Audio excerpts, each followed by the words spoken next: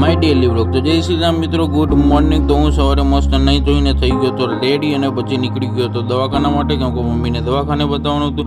તો સૌથી પહેલાં મેં પીધું પાણી ને પછી ફાઇલ આપીને મસ્ત બતાવીને અમે નીકળી ગયા હતા જમવા માટે। જમવામાં મસ્ત આલુ પરોઠો હતો, લસ્સી, ખમણ અને પાત્રા હતા અને પછી નીકળી ગયા પાછા ઘર તરફ માટે।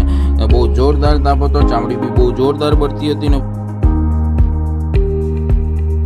અમે પહોંચી ગયા ઘરે ને ઘરે જઈને પહેલું મોજમાં જ હોય છે। તો પછી મમ્મીને મેં ઉતારે ને પછી ભાઈબંધનો ફોન આવ્યો તો હું પહોંચી ગયો ડાયરેક્ટ ભાઈબંધ જોડે।